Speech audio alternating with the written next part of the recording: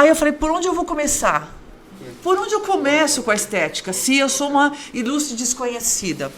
Só que antes de ser uma ilustre desconhecida, o que aconteceu num episódio muito interessante, eu estava no Rio de Janeiro e eu tive a oportunidade de assistir um congresso organizado naquela época pela Valmari, no Clube de Engenheiros, por uma administradora que tinha lá uma franquia, não era franquia ainda, não existia franquia dessa empresa. E ela organizou um evento de estética, e eu falei, bom, tá aqui minha grande oportunidade de começar a assistir um primeiro evento dentro da cidade maravilhosa. Quem sabe eu comece a me relacionar com as pessoas. Estou eu sentada na plateia, muito quietinha, envergonhada com aquelas mulheres maravilhosas, né? Com aquela coisa do culto ao corpo, da atividade física. Estou eu lá, uma paulista branquela, muito bem, né? Nada bronzeada, mas o que foi interessante, que no início ela abriu todo o evento e esperando a primeira palestrante chegar, que não chegava. Por quê? A palestrante vinha de São Paulo para o Rio e o voo da palestrante não saiu do Rio por mau tempo. Quem era a palestrante?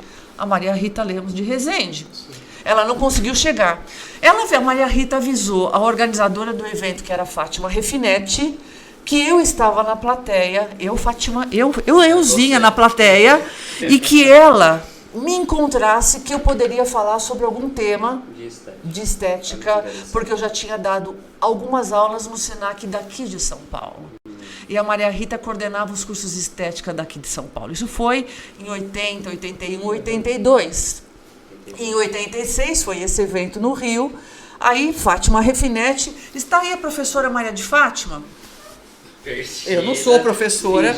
Não, eu não sou a professora Maria de Fátima, eu estou como ouvinte do evento. Não, é a Maria de Fátima Lima Pereira. Então eu falei, não, então sou eu mesma.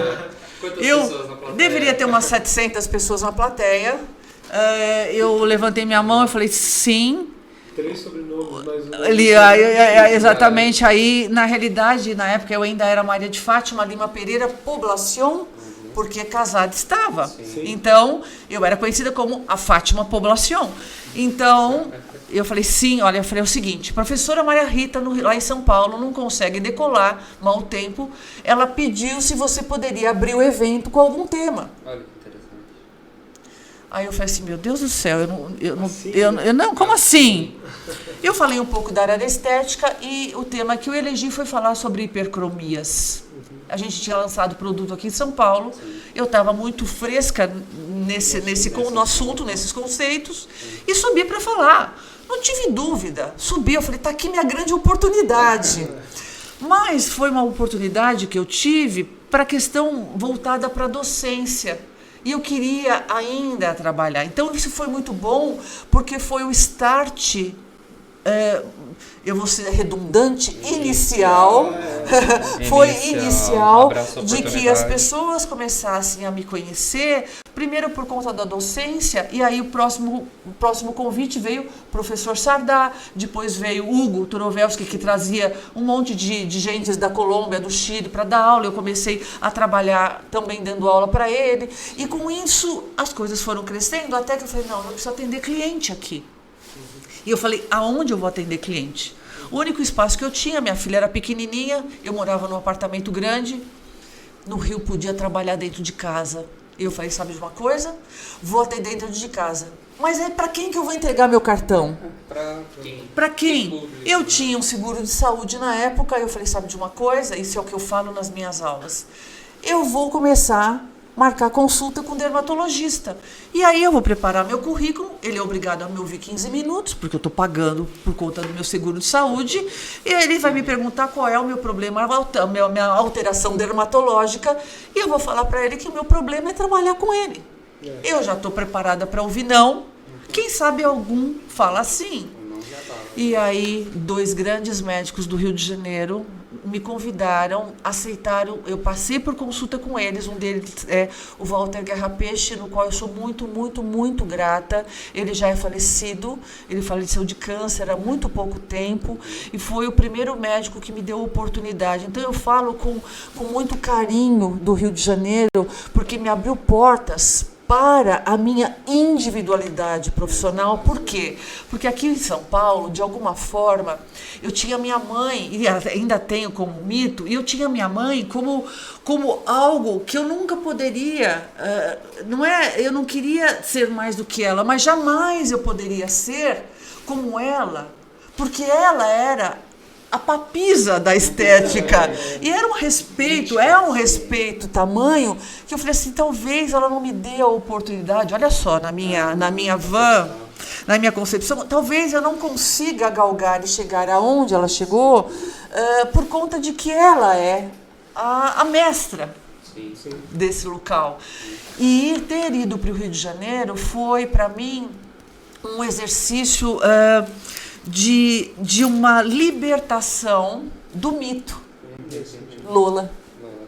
Então eu pouco falo da minha vida, muito pouca gente sabe disso, porque é algo muito pessoal e particular. Mas por que eu estou falando isso para o teu público, para a DGM, para vocês?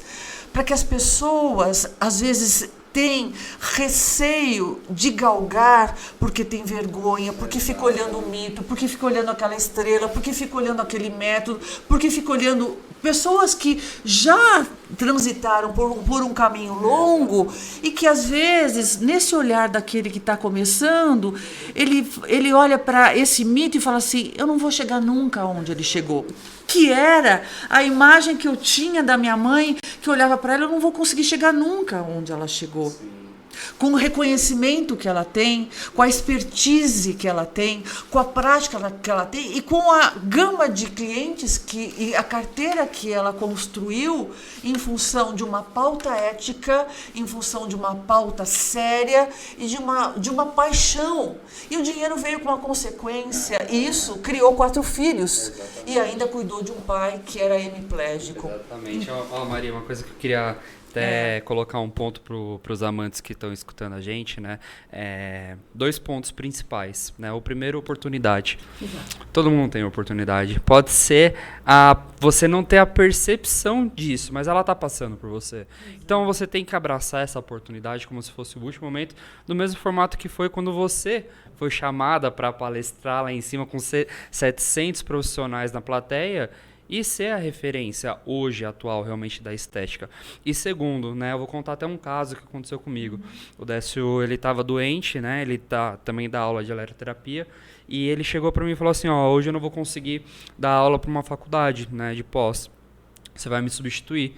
E aí eu falei, tá bom, né? E aí os organizadores me chamaram, eu dei aula de eletroterapia, falei bastante sobre microcorrentes, né? Então, estamos falando de eletroterapia bem do início mesmo, para as pessoas poderem entender um pouquinho mais, né? Aí depois finalizei a aula, eu cheguei pro Décio, né? Assim, e falei, Décio, eu dei uma aula aí e não vou receber nada, não, um trocadinho, né? Tô precisando. Aí ele chegou para mim e falou assim, olha, é o seguinte, você recebeu a oportunidade, abraça isso daí. O dinheiro, ele é consequência do fruto do seu trabalho. Você está fazendo seu nome. Você teve a oportunidade de fazer seu nome para 50 profissionais. Você não sabe o quantas pessoas queriam estar no teu lugar no momento que você estava, ter o conhecimento que você tem sobre eletroterapia e falar sobre isso. Então é importante deixar marcado, né, nesse podcast esses 2 pontos, né, principais de ter a oportunidade, todo mundo tem. Todo mundo também tem que correr atrás, não ficar esperando, porque hoje o mundo digital, a pessoa faz postagem, espera a demanda vir, mas não é assim. Você tem que ir atrás, você tem que procurar, né, Felipe? Como se não fosse assim, a gente não teria feito o Eletrocast também, o objetivo principal de levar o principal assunto, né, de eletroterapia para as pessoas, né, para o nosso público poder entender um pouquinho melhor. O Eletrocast.